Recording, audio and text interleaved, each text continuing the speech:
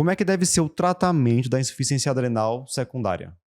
Da insuficiência adrenal secundária, você só tem deficiência de glicocorticoide, né? Então, assim, a gente faz só a reposição do glicocorticoide e, na maioria dos casos, já vai ser suficiente para você resolver, né? Ver qual é a etiologia, obviamente, porque dependendo da etiologia, de repente tem um tumorzão lá em cima, tem que operar o tumorzão lá em cima. Tem que tirar a causa, né, do problema. Vai que é um prolactinoma, a causa irreversível, e aí você né? tratando o prolactinoma... hoje, por exemplo, a gente atendeu um caso de um paciente que tinha um macroprolactinoma e que ficou com insuficiência adrenal depois, porque era muito grande, fez uma certa apoplexia ali, provavelmente. Teve uma compressão muito prolongada e não necessariamente vai recuperar os outros eixos, né? Então, isso aí também cabe aí na ideia. Aqui no Brasil, a gente usa muito a prednisona para fazer essa reposição. É considerado que o melhor seria até a hidrocortisona. Né? A hidrocortisona, até ela tem efeito mineralocorticoide também, a prednisona não tem, né? Tem um pouquinho de efeito. Mas o que a gente tem aqui no Brasil, a gente não tem hidrocortisona de marca sendo vendida, teria que formular, nem toda farmácia de manipulação faz, não é uma coisa simples. Então a gente acaba usando muito a prednisona ou até a prednisolona também. Certo? A vantagem é que tem um tempo de ação um pouquinho mais longo, então você pode fazer uma dose única diária e tal. Lembrar essa questão de hidrocortisona ou não, principalmente quando a gente está falando da principal causa, que é retirada de glicocorticoide, porque a hidrocortisona tem um tempo de meia-vida muito mais curto. Quanto mais curto o tempo de meia-vida, menos supressão em relação à hipófise. Né? Então, por exemplo, dexametasona. Por que a gente usa dexa nos testes de Cushing? Porque tem um tempo de vida mais longo, vai suprir mais o ACTH. Se você está fazendo uma retirada de um paciente que fez uso de corticoide, então a hidrocortisona, como tem um tempo de ação bem mais curto, ela teria menos efeito de suprimir o eixo e aí seria mais fácil depois você fazer a retirada. Então, por isso que a hidrocortisona teria essa preferência, porque teria também um efeito assim mais fisiológico aí na história. Em relação à pred, e aí lembrar a prednisona, em relação à prednisolona, precisa da história do metabolismo hepático, né? Então, um paciente que tenha alguma doença hepática que possa atrapalhar um pouquinho a prednisolona poderia ter alguma vantagem em relação à prednisona. Porque, assim, só explicando isso aí em detalhes, a prednisona, ela tem que ser ativada antes. Ela é transformada no fígado na sua forma ativa. Né? E então, a prednisolona não precisaria disso precisa. E a equivalência de dose das duas, mesma coisa. É a mesma então, coisa. Assim, e a prednisolona teria essa vantagem. A gente até teve uma paciente lá no HC, Luciano, não sei se você vai lembrar, que a prednisona ela não fica bem. E quando trocou para prednisolona, ela fica bem, fica sem sintomas.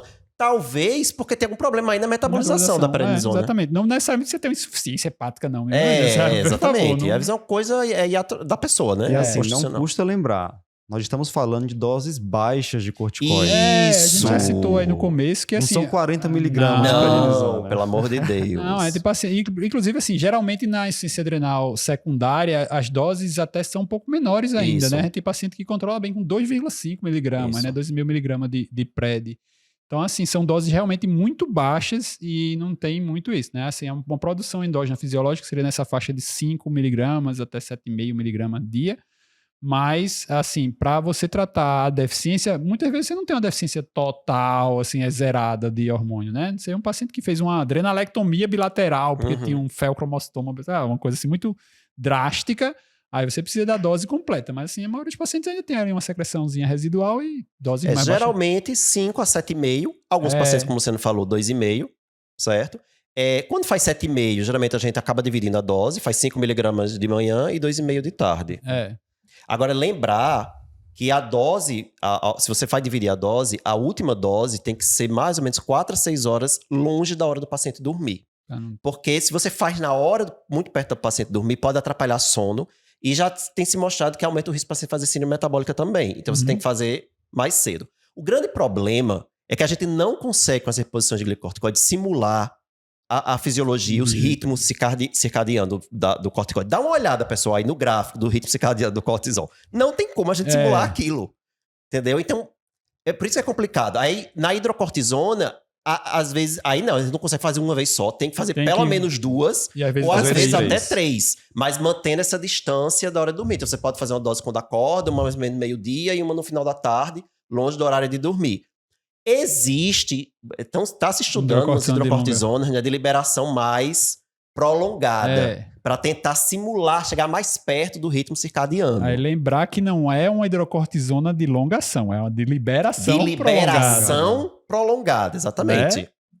E aí lembrar que nesses pacientes, o ajuste de dose vai ser feito baseado em sintomas. Sintomas. A gente não vai dosar cortisol para ajustar Perfeito. a dose de prednisona. A gente recebe muito essa pergunta no Instagram, né? Como é que faz o acompanhamento? Nem cortisona, nem CTH. Caso, perfeito. Isso. Nesse caso, sintomas. Sintomas. Se o paciente está referindo náuseas, astenia, hipotensão, vale a pena ajustar um pouquinho a dose do corticoide. Isso. E não esquecer, e aí assim, é bom a gente destacar bem isso, dos dias críticos, dos dias de doença, né?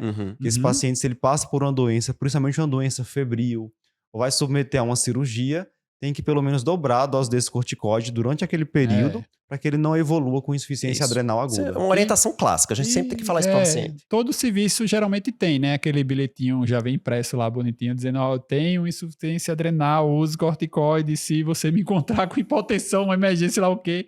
Lembre que o corticoide pode ser uma possibilidade, né? Dobra a dose, ou se chegar na emergência assim, você faz ali uma dose de hidrocortisona, para o paciente melhorar. E aí, inclusive, lembrar da crise adrenal, né? A gente tá falando aqui do tratamento crônico, mas se o paciente chegar em crise adrenal, lembrar que você vai tratar isso com hidrocortisona, né? Você faz aí uma dose, um bolo, 100 miligramas, depois deixa uns 50 de 6 em 6 horas. O paciente pode já passar para via oral, você já troca isso para prednisona, né? E aí vai diminuindo a dose até chegar na menor dose possível para deixar o paciente assintomático. Bem, espero que você tenha gostado desse formato de vídeo mais curtinho. Se você gostou e quiser ver outros vídeos como esse, clica aqui nesse vídeo. Tem um formato parecido, o pessoal gostou bastante. E se você quiser conhecer, quiser assistir ao vídeo que deu origem a esse corte, né? Esse vídeo ele foi retirado de um outro maior, de um outro completo. Clica aqui à esquerda que você poderá conferir o nosso conteúdo completo.